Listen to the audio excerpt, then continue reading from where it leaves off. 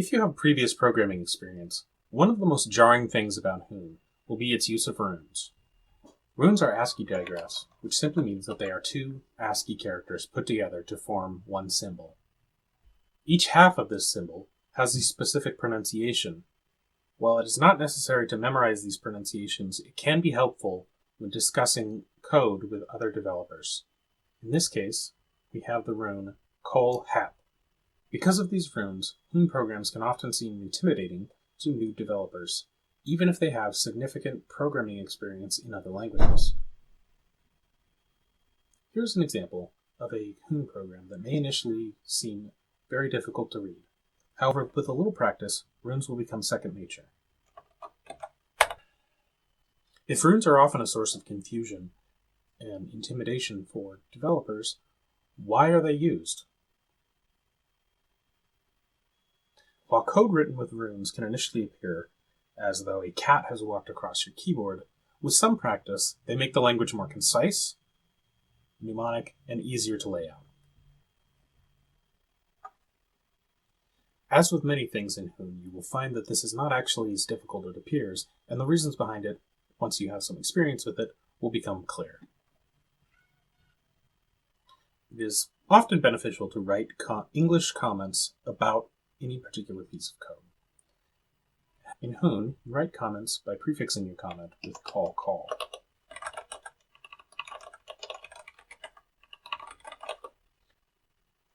This information will not be interpreted by the compiler, so you're free to type whatever you would like here. Runes are divided into families based on what the first part of the rune is. The first family we're going to look at are the Kol runes. Kol runes are used to produce cells.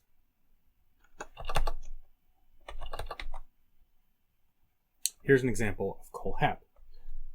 Kol-Hap takes two expressions and produces a cell of those expressions. We have another rune, Kol-Cab. You will find that this is the case with many of the rune families, that there are related runes that do slightly different things. In this case, the difference between Kol-Hap and Kol-Cab is that Kol-Cab will reverse the expressions that it's given. The reason that this exists is because when you are writing Hoon, you want to put the most complicated or largest expressions to the bottom of your code. This is extremely helpful in navigating what your code is doing and organizing it nicely. We also have a set of related runes: Kol-Lus, Kol-Ket, and Kol-Tar. Many runes take two expressions. However, some take more. You will see the same pattern of Hep, Lus, and Ket, where the Hep versions will take two expressions, the Lus version will take three expressions, and the Ket version will take four. This is not a universal, however, so you need to be aware of what the rune you're trying to use actually does.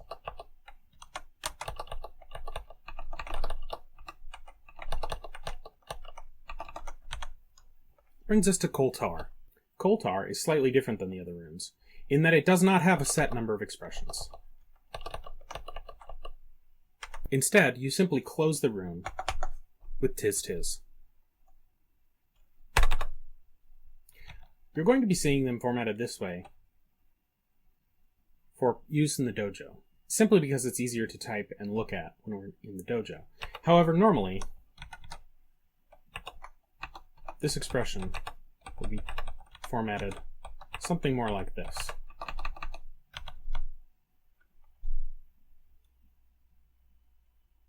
The final Kol rune we want to look at is Kol-Sig. Kol-Sig, like Kol-Tar, takes a variable number of expressions and is closed with tis.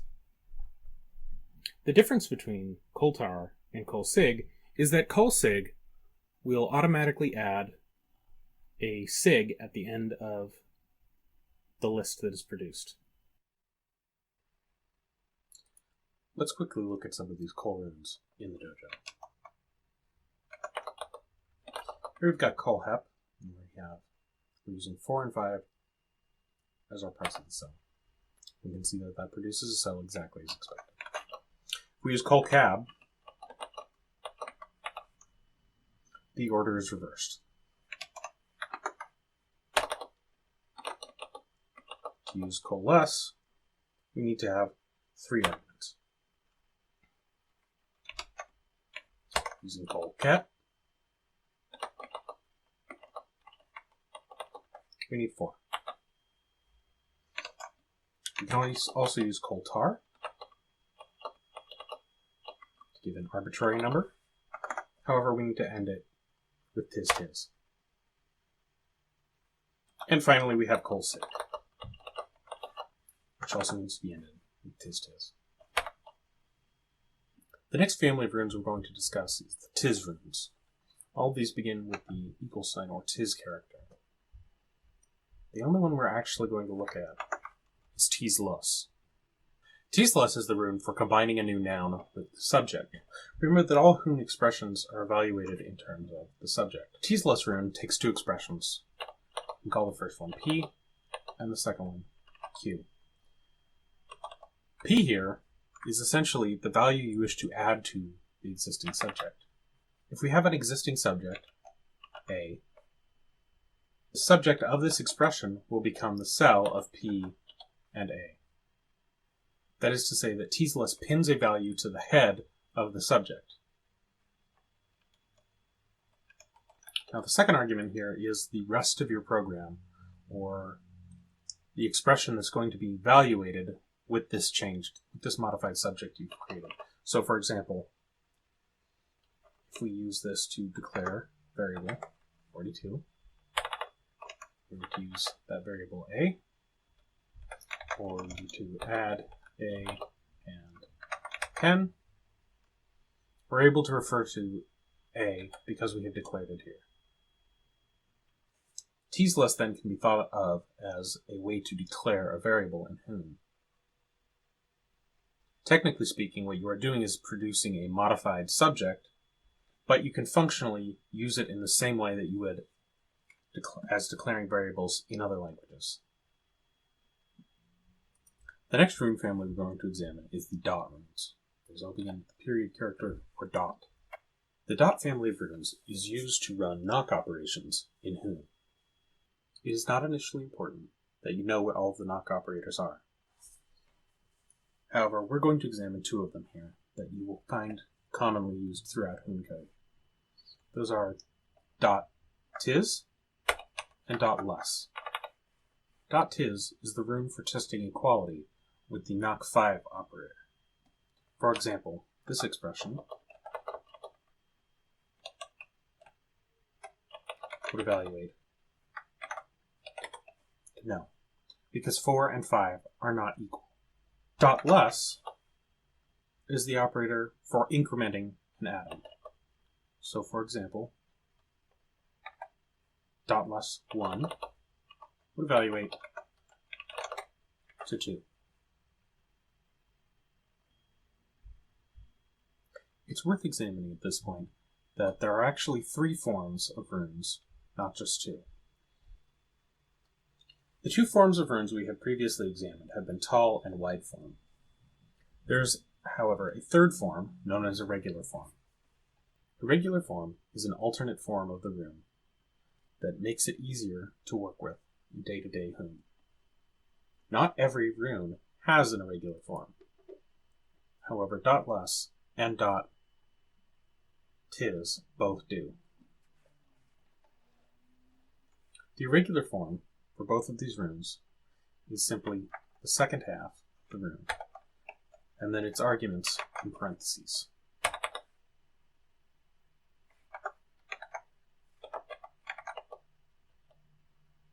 These 2 are the equivalent expressions written using the irregular form. Let's take a quick look at the tis and dot runes in action.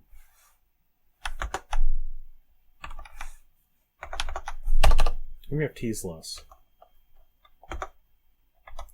Put a face in the value of 50. The 3rd part of the tis-less rune needs to be some sort of computation. So simplicity, let's just say add a and 3. And we get back 53, exactly as expected. The dot runes will use their irregular form, which is much more common. We can see that we get the answer that 50 and 60 are in fact not equal.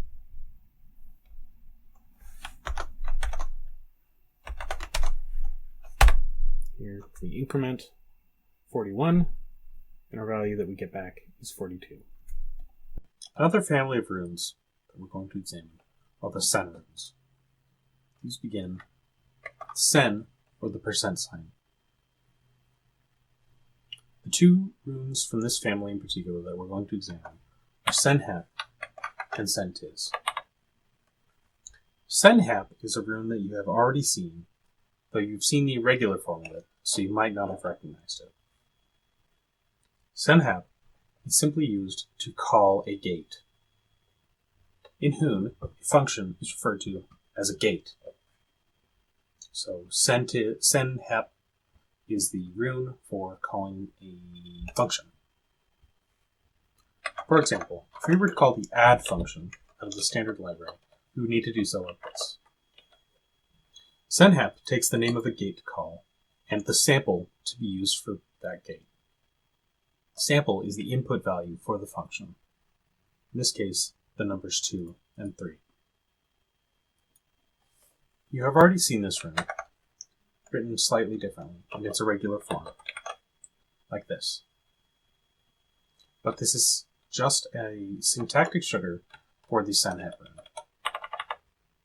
Let's take a look at the sen-hep rune in the dojo.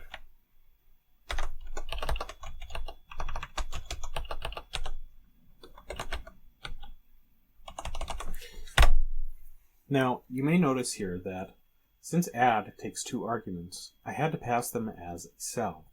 This was done because sen-hep only takes 2 expressions. One, the gate to run, and all of the arguments to that gate. Remember that the irregular form of sen-hep looks like this. This is the much more common version that you will see. It is very useful sometimes, however, to be able to break this function call out into a longer expression. We're going to examine one member of the ket family of runes. Begin with this character. The one we're going to examine is the one you are most likely to encounter initially, ket-hep. The ket family of runes is used for casting, that is, converting a piece of data from one type to another.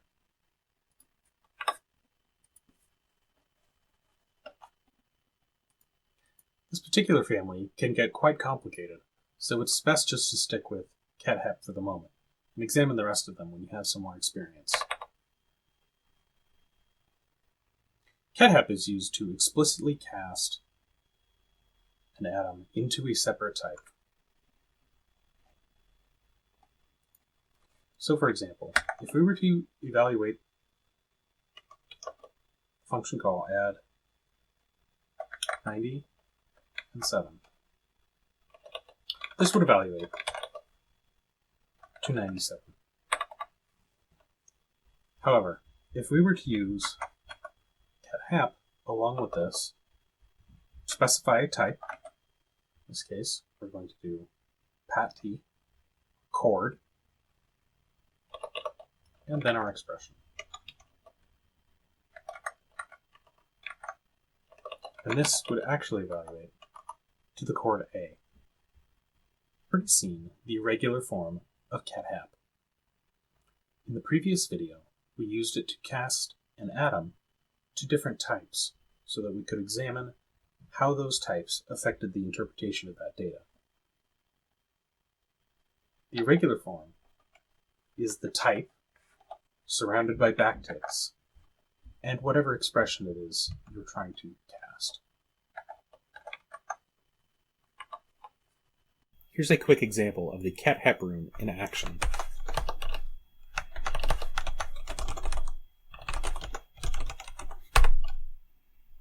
Okay. Recall that its irregular form looks like this.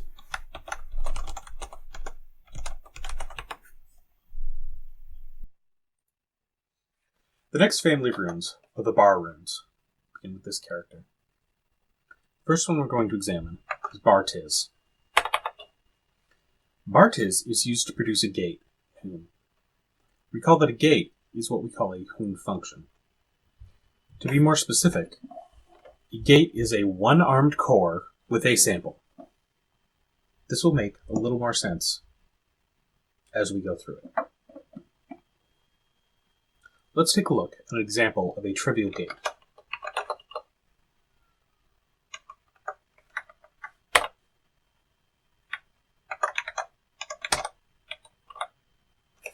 The first thing to notice about this use of the bar-tiz rune is that it has two parts.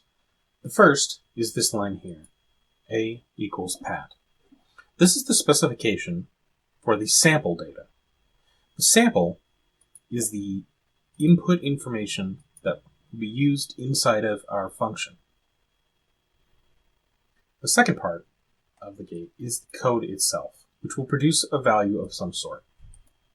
In this case, we can see that our gate takes an argument A of type atom and increments that atom. Last week, you should have written a more complex gate than this, though not by much. It would have looked something along these lines.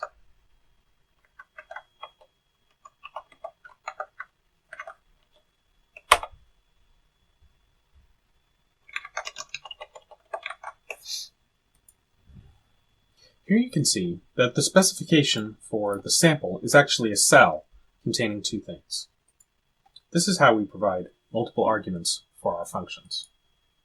The next bar rune that we would like to examine is the bar-sen rune. In Hoon, a core is analogous to an object in other languages, though it does have some differences. Bar-sen allows the construction of cores that have multiple arms. The syntax for doing this looks like this. Because we can have an arbitrary number of arms in any given core, we indicate to the compiler that we are finished defining those arms with hep. After bar-sen comes one of a set of digraphs that begin with less. These have different meanings, though most commonly you will see this one, less. We won't cover the differences between those digraphs here, though you are encouraged to examine the documentation for yourself to learn more. After the less digraph comes a name. This will be the name that we can use to refer to this particular arm of this particular core. After that, we have some Hoon expression. Sometimes this can be as simple as a piece of data, where it's referred to as a leg, rather than an arm. But often, this will in fact be a gate that does something for us.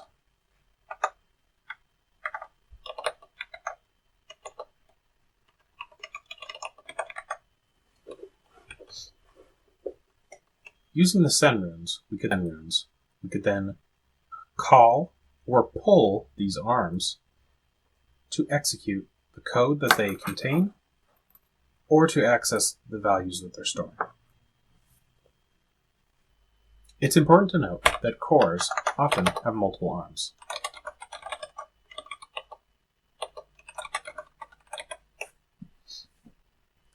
I said previously that all of the bar runes were actually producing cores.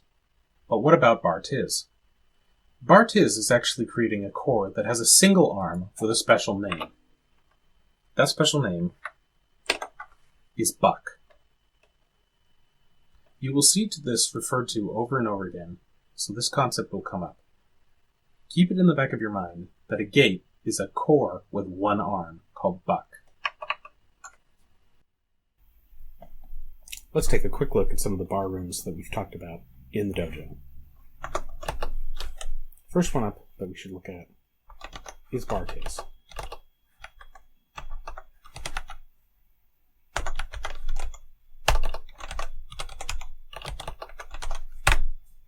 Here we've created a gate and used the dojo syntax to assign it to A.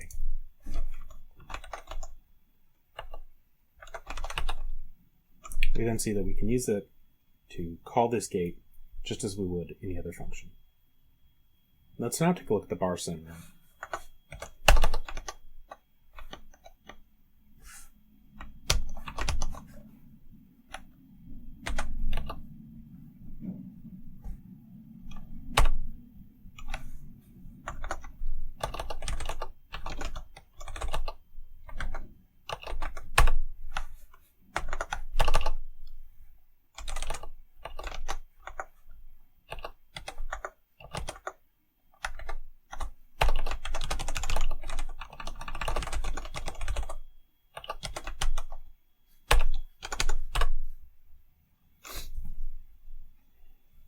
Here you can see I've used bar send to create a core and use the dojo syntax to assign the face B to that core.